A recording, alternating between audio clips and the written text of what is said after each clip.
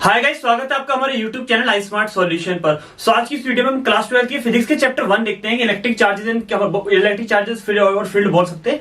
जैसे कि आपको पता है कि हम इसी चैप्टर से पार्ट 1 वीडियो में 2 केस स्टडी अच्छे से डिस्कस कर चुके हैं, जो टर्म 1 के एग्जाम्स के लिए काफी ज्यादा इंपॉर्टेंट होने वाली है। आपको पता है असोसिएशन रीजंस और एमसीक्यूज की बहुत सारी सीरीज हमने सभी चैप्टर्स की डिस्कस कर लिए। तो फिजिक्स के फर्स्ट चैप्टर से एक और सीरीज डिस्कस करते हैं, 2 केस स्टडी और देख लेते हैं। एक चैप्टर से 4 हो जाएंगे, काफी ज्यादा बहुत से इनफ हो जाएगी हमारे पास सभी चैप्टर के लिए डिस्कस करनी है। सो देखते हैं हमारा सीरीज सेकंड केस स्टडी की यहाँ पर कौन सी केस स्टडी कितनी ज्यादा इंपॉर्टेंट है। तो अपनी सीरीज में यहाँ पर हम 2 केस स्टडी डिस्कस करने वाले हैं। सबसे पहले डिस्कस करेंगे case study first. Case study first में आपको सभी इसकी जो बोल सकते हैं, जो भी हमारे पास पैसेज गिवन होता है वो आपको डिस्प्ले हो जाएगा। केस स्टडी फर्स्ट हमारे पास कौन सी है, देखिए केस स्टडी फर्स्ट में हमारे पास गिवन है कूलम्ब्स लॉ स्टेट दैट, पूरा अच्छे से मेंशन किया हुआ है सभी चीजें। कूलम्ब्स लॉ क्या स्टेट करता है बहुत अच्छे से पता है, उसका फॉर्मूला F इक्वल में K Q1 Q2 upon R square. K क्या होता है हमारे पास इलेक्ट्रोस्टैटिक कांस्टेंट होता है, जिसकी वैल्यू कितनी होती है 9 × 10⁹ न्यूटन मीटर स्क्वायर पर कूलम्ब स्क्वायर उसकी यूनिट होती है। यहाँ पर एप्सिलॉन नॉट क्या है, permittivity of free space. Detail video में सभी कॉन्सेप्ट को अच्छे से डिस्कस किया हुआ है, कॉन्सेप्ट को डिस्कस करते हैं सिर्फ और सिर्फ। यहाँ पर अच्छे से आप रीड कर लेंगे, सभी कॉन्सेप्ट गिवन है, सिर्फ इसके क्वेश्चंस को देखते हैं। अपनी केस स्टडी के फर्स्ट क्वेश्चन का हमारे पास क्या है, लेकिन कूलम्ब्स लॉ से रिलेटेड थोड़ा सा कॉन्सेप्ट मैं आपको बता दूं। 2 हमारे पास चार्जेस होते हैं, एक चार्जेस हमारे पास Q1 दूसरा Q2, उनके मिड में लगने वाला फोर्सेस क्या होता है, F होता है, जो कौन सा हो सकता है, अट्रैक्शन या रिपल्शन, दोनों फोर्सेस में से एक हो सकता है। डिफरेंट करता है नेचुरलिटी ऑफ चार्जेस पे, नेचर कैसा है उनका। और F की वैल्यू होती क्या है, F क्या आता है हमारे पास 1/4πε0, जो कि K की वैल्यू होती है, और ये Q1 Q2 upon R square, उनके मिड के डिस्टेंस का होल स्क्वायर होता है, ध्यान रखना है, ठीक है ना। अब अपनी सीरीज के देखते हैं अपनी केस स्टडी फर्स्ट के क्वेश्चंस क्या क्या है। फर्स्ट क्वेश्चन हमारे पास कैसे गिवन है, देखो फर्स्ट क्वेश्चन में क्या बोला है, in Coulomb's law F equal में K Q1 Q2 upon R square, then on which of the following factor does not the proportionality constant, means K depend, K किस पर डिपेंड करता है। हमारे पास फर्स्ट क्या दिया हुआ है, electrostatic force acting between the 2 charges. Force पे डिपेंड करता है, नहीं फोर्स पे तो नहीं करता। हमारे पास नेचर ऑफ द K हमारे पास किसके लिए लिया जाता है, यहाँ पर हमारे पास देखो क्या है, एप्सिलॉन नॉट, क्या है, परमिटिविटी ऑफ फ्री स्पेस, मतलब बोल सकते हैं मीडियम पर। तो यहाँ पर बी ऑप्शन दिया है, nature of the medium between the 2 charges. तो इसका लिए बी ऑप्शन बिल्कुल करेक्ट है, फर्स्ट का नेचर पर डिपेंड करता है मीडियम के। अब अपनी इसी केस स्टडी के क्वेश्चन नंबर 2 को देखते हैं। क्वेश्चन नंबर 2 क्या दिया है यहाँ पर, इसका क्वेश्चन नंबर 2 आपको देखो अच्छे से क्वेश्चन डिस्प्ले हो रहे होंगे ना। क्वेश्चन नंबर 2 बोला dimensional formula for the permittivity constant epsilon not of the free space. Dimensional formula क्या आने वाला है, सभी ऑप्शन आपको अच्छे से डिस्प्ले हो रहे हैं। तो एप्सिलॉन नॉट हमारे पास ये है, इसकी हमें डायमेंशनल फॉर्मूला फाइंड करना है। डिवाइड चेंज इनटू मल्टीप्लाई, ठीक है, और मल्टीप्लाई चेंज इनटू डिवाइड, तो 4πf हो जाएगा, ये Q1 ये Q2 ये R स्क्वायर हो जाएगा। वैल्यू पुट करते हैं, ये 4π डायमेंशनल लेस है, Q1 क्या होता है 80, यस और नो 2 बार है, ठीक है। F मतलब फोर्स LT-2 MLT-2, R मतलब रेडियस L स्क्वायर। सब क्लियर है ना, कोई ज्यादा हार्ड तो नहीं, 11th का कॉन्सेप्ट है। अब हमारे पास कैसे आ जाएगा, m की पावर -1 आ जाएगी, ठीक है, l की पावर 2 और 1 3, ऊपर जाकर -3, t की पावर हो जाएगी कितनी हमारे पास 4 और a स्क्वायर। ऐसा कोई ऑप्शन है हमारे पास, देखते हैं। ये एप्सिलॉन नॉट की डायमेंशन आ जाएगी, देखो ये सी ऑप्शन देखो बिल्कुल करेक्ट है। अब अपनी इसी सीरीज के इसी केस स्टडी के क्वेश्चन नंबर 3 को देखते हैं। 3 में क्या बोला गया है, देखो 3rd क्वेश्चन में यहाँ पर दिया गया था force of the repulsion between the 2 charges is 1 coulomb. हमारे पास 3rd क्वेश्चन में चार्जेस क्या दिया है 1 कूलम्ब। सेकंड का क्या दिया है, ईच बोला है, तो सेकंड भी 1 कूलम्ब होगा। फोर्स कितने दिया है, केप्ट 1 मीटर अपार्ट, मतलब डिस्टेंस कितनी है 1 मीटर की डिस्टेंस, और फोर्स मुझे कैलकुलेट करना है क्या आने वाला है। तो एफ का फॉर्मूला क्या है, ये जिसमें हमारे पास ये क्या होता है, सब कांस्टेंट K होता है, ठीक है। Q1 क्या है 1, Q2 भी 1, R भी 1, R का स्क्वायर करेंगे 1 ही आएगा। K की वैल्यू 9 × 10⁹ ये हमारे पास फोर्स हो जाएगा, हाँ है ना। तो ध्यान रखना यूनिट वैल्यू के लिए ये हमारे पास फोर्स की वैल्यू होती है। तो इसका ऑप्शन दिया है, ये देखो उसका ऑप्शन बी करेक्ट है। अब इसी का क्वेश्चन कौन सा देखेंगे, 4th क्वेश्चन क्या दिया है अपना इसी केस स्टडी का। देखो 4th क्वेश्चन में यहाँ पर एक न्यूमेरिकल दे दिया है, अच्छा क्वेश्चन है, अच्छे सॉल्व करके देखेंगे क्या हमारे पास आंसर आने वाला है। यहाँ बोला गया 2 आइडेंटिकल चार्जेस है, ठीक है, आइडेंटिकल मतलब Q1 Q2 दोनों हमारे पास Q मान लेते हैं, कुछ भी वैल्यू दिया हो तब हम तब चेंज कर लेंगे। Repel each other with a force equal to, force कितना है हमारे पास, पहले फोर्स ये रहा, F की वैल्यू कितनी दी है उन्होंने 10 mg वॉट, दिख रहा है ना आपको, मतलब वेट से रिलेटेड है। कब इसमें चेंज भी कर देते हैं, 10 की पावर -2, और g की वैल्यू कितनी दी है, g की वैल्यू दी है 10, दिया ना 10 मीटर पर सेकंड स्क्वायर। क्वेश्चन में आपको डिस्प्ले हो रही होगी। उन्होंने बोला है व्हेन दे आर 0 मीटर, 9 × 10⁹ हमारे पास क्या हो जाएगी K की वैल्यू, और उनकी मिड की डिस्टेंस कितनी है 0.6 मीटर। 2 बार लिख लेंगे, Q का स्क्वायर होता है, ठीक है। Q1 Q2 हमारे पास Q ही है, तो Q स्क्वायर हो गया।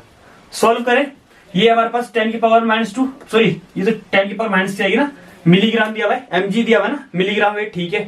अब हमारे पास चेंज कर लेते हैं, कितना हमारे पास क्यू की वैल्यू आने वाली है, 0.6, 0.6 पॉइंट हटाएंगे 00, ठीक है ना। तो ये हमारे पास कितना बचेगा, 10 की पावर -1 बचेगा। तो सॉल्व करेंगे, डिवाइड से इंटू मल्टीप्लाई, 36, 9 इंटू 10 की पावर 11 कर लेते हैं, क्यू स्क्वायर सी, ठीक है ना। ये हमारे पास 9 4 जा, ठीक है। ये हमारे पास डिविजिबल हो जाएंगे, ऊपर जाएगी कितनी पावर हो जाएगी, 4 इंटू 10 की पावर -12 हो जाएगी। स्क्वायर का रूट निकालते हैं, सो 2 इंटू 10 की पावर -6 आ जाएगी। और इसे हम कैसे, क्यू का क्या बोल सकते हैं, Q equal to 2 microcoulomb each, मतलब दोनों का। तो ऐसा ऑप्शन है 2 माइक्रोकुलाम का, यस है। तो हमारे पास ऑप्शन देखो, ऑप्शन नंबर डी बिल्कुल करेक्ट है।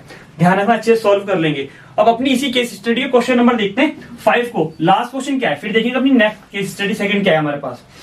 5th क्वेश्चन में बोला है, Coulomb's law for the force between electric charges most closely resemble with, किसकी तरह है मोस्ट लाइकली, यानी कि बोल सकते हैं फर्स्ट ऑप्शन क्या है, law of conservation of energy, इसका तो मैटर ही नहीं है।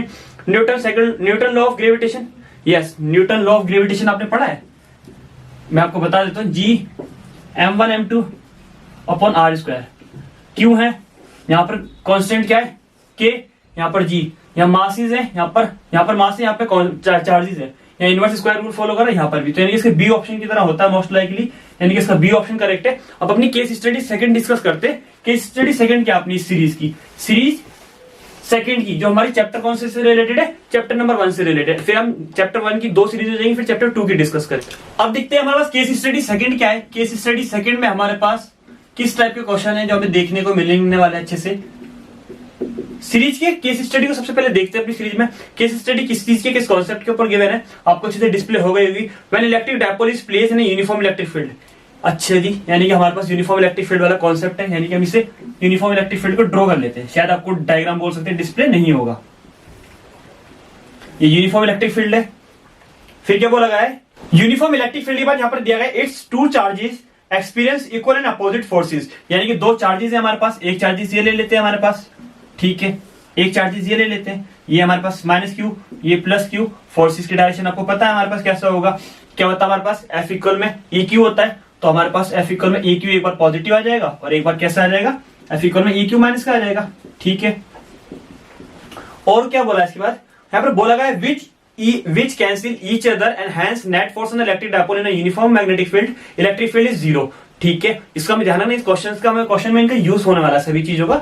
इस कॉन्सेप्ट को आपको अच्छे से देख लिया, आपको डायग्राम अच्छे से डिस्प्ले नहीं हो रहा होगा, तो मैं आपको इस कॉन्सेप्ट को बता दूं, हमने इसका डेरिवेशन भी किया हुआ है। डेरिवेशन में हमारे पास ये मिड पॉइंट होता है और टोटल डिस्टेंस क्या होती है, 2a होती है डायपोल वाले कॉन्सेप्ट में, ठीक है। ये उसकी परपेंडिकुलर डिस्टेंस होती है, ठीक है, परपेंडिकुलर डिस्टेंस, ये हम थीटा कोई भी एंड लेट कर लिए, थीटा ये एंगल है, और इसकी परपेंडिकुलर लेंथ क्या आती है, 2a sin थीटा, याद है ना, sin थीटा वाले फॉर्मूले से आ जाएगी हमारे पास, ये 90 डिग्री है। लेवल कर सकते हैं A B, इसे C पॉइंट मान सकते हैं। ये सभी चीजें हमने डेरिवेशन में अच्छे से की है, इसके हमने फॉर्मूला भी ड्राइव किया है, टो वाला, टो या फिर बोल सकते हैं पोटेंशियल एनर्जी वाला, दोनों कॉन्सेप्ट को हमने यहाँ पे डिस्कस भी किया हुआ है अपनी डिटेल वीडियो में। अब इसी केस स्टडी के सभी 5 क्वेश्चन को डिस्कस करते हैं 1 बाय 1।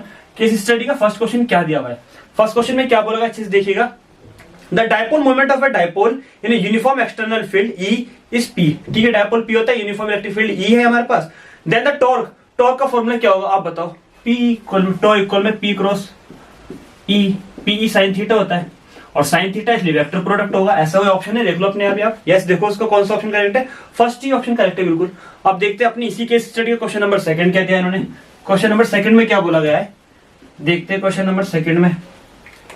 क्वेश्चन नंबर सेकंड में यहाँ पर बोला है electric dipole consist of 2 opposite charges, दोनों अपोजिट चार्जेस हैं, ठीक है। ईच ऑफ मैग्नीट्यूड क्या है दोनों का, बोल सकते Q1 और Q2, दोनों का मैग्नीट्यूड कितना है, 1 माइक्रोकूलम, यानी कि 10 की पावर -6 कूलम, ठीक है। इसके बाद न्यूमेरिकल टाइप है, सॉल्व कर लेंगे। Separated by the distance of, distance कितनी है 2a कितना दिया है 2 सेंटीमीटर, मतलब 10 की पावर -2 मीटर। उसके बाद कुछ और बोला गया है, the dipole is placed at an external field of 10 की पावर 5 न्यूटन, E इक्वल में 10 की पावर 5 न्यूटन पर कूलम, ठीक है। अब हमारे पास और क्या चीज बोली गई है, यहाँ पर बोला है maximum torque, maximum torque find करना है। टॉर्क हमारे पास क्या होता है, अभी बताया P cross E, P E, yes और नो, PE साइन थीटा हो जाएगा, मैक्सिमम हमारे पास पता है ना, तो यहाँ पर PE आएगा। तो PE के लिए मैक्सिमम मिनिमम वाले कॉन्सेप्ट मैंने बताया था ना, एंगल हम पुट करके कर लेते हैं। तो P हमारे पास फॉर्मूला होता है 2QA, 2AQ into P। Value कितनी है? 2A हमारे पास क्या है? 2 इंटू 10 की पावर 2। Q कितना है? चार्जेस 10 की पावर माइनस 6, ये 10 की पावर 5। सॉल्व करेंगे कितना आएगा? ये कितना हो जाएगा? 8, 2 इंटू 10 की पावर माइनस 3। ये टॉर्क आ गया हमारे पास। ऐसा कोई ऑप्शन है? यस, ऐसा ऑप्शन देखो सी बिल्कुल करेक्ट है। यस और नो, न्यूटन मीटर इसकी वो लग जाएगी हमारे पास, यूनिट Nm। बिल्कुल टॉर्क आ गया। अब अपनी इसी सीरीज के क्वेश्चन नंबर 3 को देखते हैं, इसी केस स्टडी है ना। क्वेश्चन नंबर 3 में क्या बोला गया है?